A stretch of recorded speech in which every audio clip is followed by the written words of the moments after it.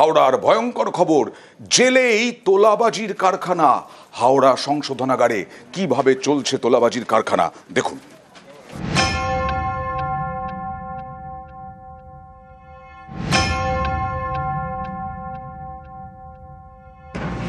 হাওড়া জেলা সংশোধনাগার, এই জেলেই রোমহর্ষক অভিজ্ঞতা হাওড়ার ব্যবসায়ীর। হাওড়ার সাঁকরাইলের নাজিরগঞ্জের বাসিন্দা অভিজিৎ দাস গত 8ই এপ্রিল নিষিদ্ধ ওষুধ বিক্রির অভিযোগে তাকে গ্রেপ্তার করে পুলিশ। পরের দিন তাকে জেলে পাঠায় হাওড়া জেলা আদালত। অভিযোগ, তারপর থেকেই শুরু অন্য খেলা। জেলের মধ্যে হেনস্থা, টাকা চেয়ে জেল থেকে বাড়িতে ফোন করে চাপ দেওয়া শুরু করে দুষ্কৃতীরা।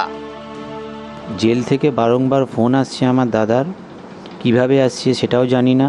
জেলে তো ফোন অ্যালাউ নেই, কিন্তু প্রচুর টাকার ডিমান্ড হচ্ছে।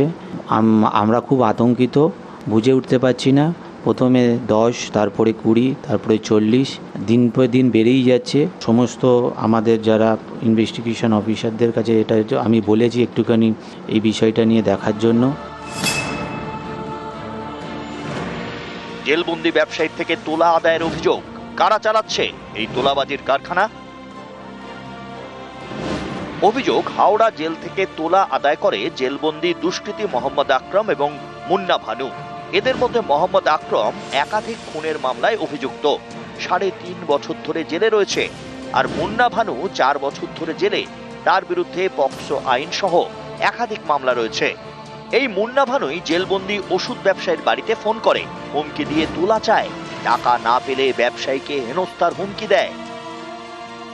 হ্যাঁ বলছি, শুনুন না, ইনি তো কালকে ফোন বাজাচ্ছিল, এখানে ফোন করছিল, বাড়িতে কোনো ফোন করছিল, আর মোবাইল নিয়ে ধরা পড়ে গেছে। আর এখানে মোবাইল নিয়ে ধরা পড়ে যাওয়া মানে একদম এখানে খুব লুকিয়ে ফোন করা হয়, বুঝলেন তো? দেখুন দাদা, পুলিশের সমস্ত ব্যাংক সব সিল করে দিয়েছে।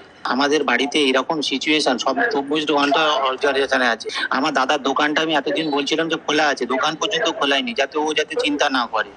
দোকানে পুরো সিল হয়ে গেছে, লক্ষ লক্ষ মানে যাই হোক ওষুধ খারাপ হয়ে যাচ্ছে।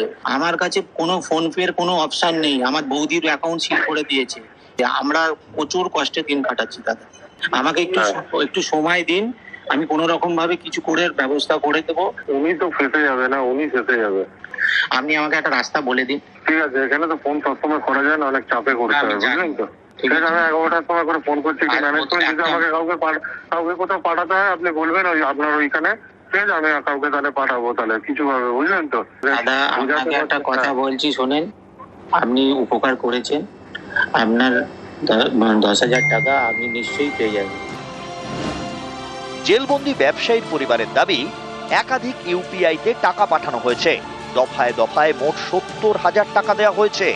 টাকা গিয়েছে বেলুড়ের বাসিন্দা দুষ্কৃতীদের মহিলা সঙ্গীর অ্যাকাউন্টে। वो वहाँ से पैसा भेजता था, वहाँ से पैसा भेजा तो उसको हम 50,000 बोल के, देखिए अंकल आप मेरा फोन में पैसा मत भेजिए, आपका बेटा का अकाउंट है उसमें आप भेजिए। बोला अरे बाबू कुछ नहीं होगा, तेरे नहीं फंसा। बोले फंसने वाला बात नहीं है, तो 2 रुपये में मेरा तो प्रॉफिट नहीं है। वो लगभग करीब 6 महीना से ट्रांजेक्शन कर रहा है, कभी 5,000, कभी 1,000, कभी 1,200 ऐसा ट्रांसफर करता। अब 20,000 जो है ना वो फर्स्ट टाइम ट्रांसफर।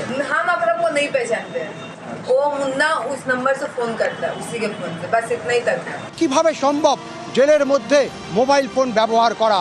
তাহলে কি নজরদারির অভাব রয়েছে? কে বা কারা এই ঘটনা ঘটাচ্ছে সেই তদন্ত শুরু হয়েছে পুলিশের তরফ থেকে। একাধিক জায়গায় ফোন করে তোলাবাজির অভিযোগ রয়েছে 2 দুষ্কৃতীর বিরুদ্ধে। তবে জেলের মধ্যে মোবাইল প্রবেশ করলো কী করে, আর এই তোলাবাজির টাকা কোথায় কোথায় যাচ্ছে তা গোটা ঘটনার তদন্ত শুরু করেছে হাওড়া সিটি পুলিশ। ক্যামেরায় মনোজ কুমার ও রাজু ভুইয়ার সঙ্গে দেবাশিস চক্রবর্তী, নিউজ 18 বাংলা, হাওড়া।